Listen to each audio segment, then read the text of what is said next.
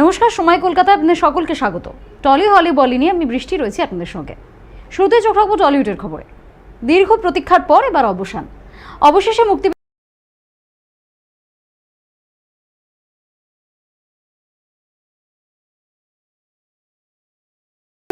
শেষ ছবি। ফলে এক প্রকার বলাই চলে যে দেব ও শুভশ্রী জুটির অনুরাগীদের জন্য এটি সুখবরই বটে।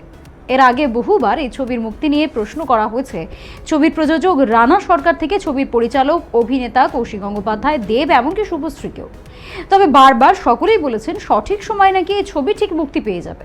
তবে সাম্প্রতিক সময়ে দেবের অফিসে দেব আর রানা সরকারের ছবি তোলা নিয়ে বেশি করে জল্পনা উস্কে দেয় এই ছবির মুক্তির বিষয়।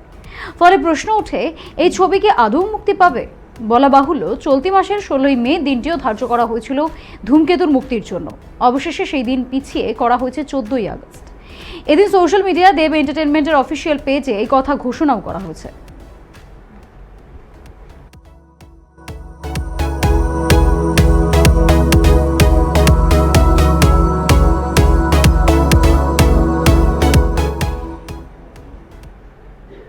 এক নববধূর গৃহপ্রবেশ শুধু একটা প্রবেশ কখনোই হয় না, তার সাথে জড়িয়ে থাকে মেয়েটার অনেকটা স্বপ্ন, অনেকটা ইচ্ছে, অনেক ভবিষ্যতের ভাবনা। এই কথা তো বাস্তব জীবনের ক্ষেত্রে সর্বত সত্য। এবার তেমন একটি গল্প নিয়ে আসছে গৃহপ্রবেশ। তবে ভাবুন তো, এই স্বপ্ন যদি ভঙ্গ হয় তাহলে কি হতে পারে বা কি হবে, সে সব কিছুই গৃহপ্রবেশ ছবির টিজারে তুলে ধরা হয়েছে। শুক্রবার প্রকাশ এসেছে এই ছবির টিজারের কিছু ঝলক। ছবিতে নববধূর চরিত্রে রয়েছেন শুভশ্রী গঙ্গোপাধ্যায়।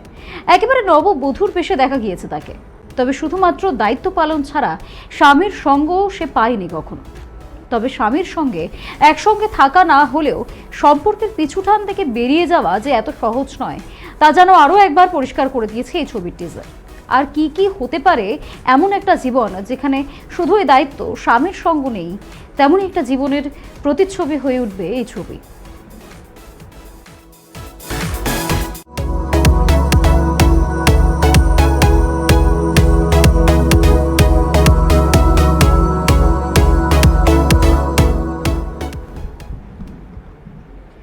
গত 9 মে মুক্তি পেয়েছিল নন্দিতা রায় ও শিবপ্রসাদ মুখোপাধ্যায়ের ছবি আমার বস।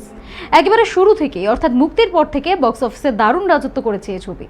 আবার এই ছবির হাত ধরেই বাংলা ছবির জগতে কামব্যাক করেছেন কিংবদন্তি অভিনেত্রী রাখি গুলজার। এছাড়াও প্রায় সবকটি শোই একেবারে তার হাউসফুল। ফলে শুরু থেকেই বেশ কিছু নতুন পালক জুড়ে গিয়েছে এই ছবির মুকুটে।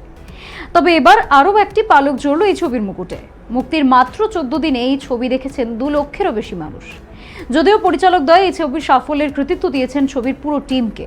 এই ছবিতেই প্রথমবার জুটি বেঁধেছেন শিবপ্রসাদ মুখোপাধ্যায় এবং শ্রাবন্তী চট্টোপাধ্যায়। সঙ্গে রয়েছেন শ্রুতি দাস, সৌরসেনী মিত্র, আভেরি মুখোপাধ্যায়, ঐশ্বর্য সেন, উষসী রায়, গৌরব চট্টোপাধ্যায় প্রমুখেরা।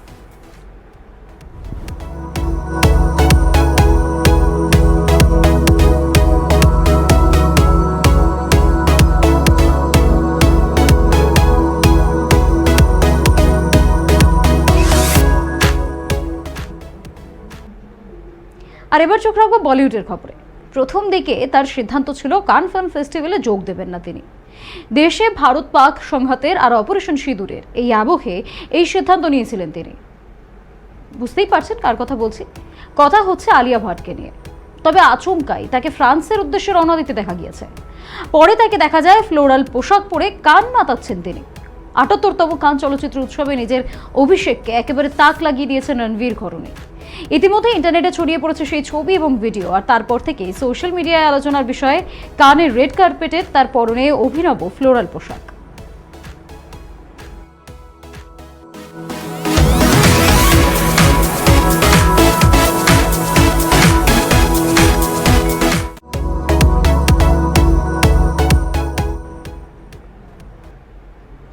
পঁচিশে মে মুক্তি পেয়েছে রাজকুমার রাও, ওয়ামিকা গাব্বি অভিনীত ছবি ভুল চুক মাফ।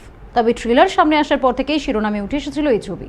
তবে এই ছবিটির মুক্তি নিয়ে একটা সময় জটিলতাও তৈরি হয়েছিল। ছবিতে 9 মে মুক্তি পাওয়ার কথা থাকলেও এই ছবিটি পিছিয়ে যায়। এছাড়া অন্যান্য কারণে আলোচনার বিষয় হয়ে ওঠে ভুল চুক মাফ। তবে মুক্তি পাওয়ার পর এই ছবি টুকটুক করে রোজগার করেছে। শুক্রবার মুক্তির দিন ভারতীয় বক্স অফিসে 6.75 কোটি টাকা আয় করেছে রাজকুমার ওয়ামিকা গাব্বির এই ছবি, যা সাম্প্রতিক সময়ে মুক্তি পাওয়া ছবিগুলির প্রথম দিনের আয়ের থেকে অনেকটাই কম। তবে এবার এই ছবিরাই পরবর্তী সময়ে বাড়ে নাকি অন্য কোনো খেলা দেখায়, এখন সেটাই দেখায়।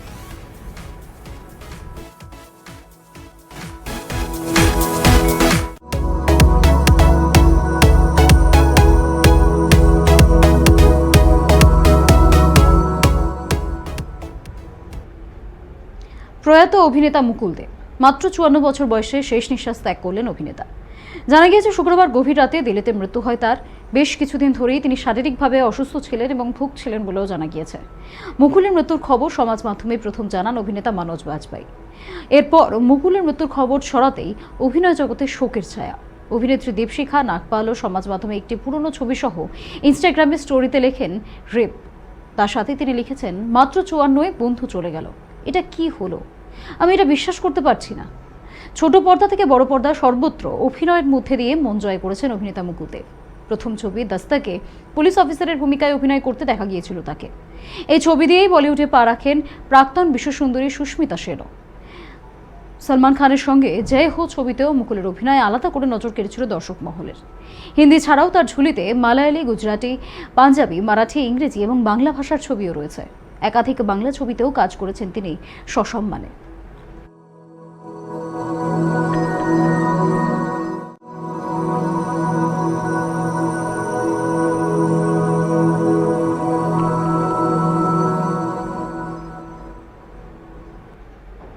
টলি হলি বলি এখনকার মতো এই পর্যন্তই। বিনোদন দুনিয়ার অন্যান্য খবর জানতে চোখ রাখুন সময় কলকাতার পর্দায়।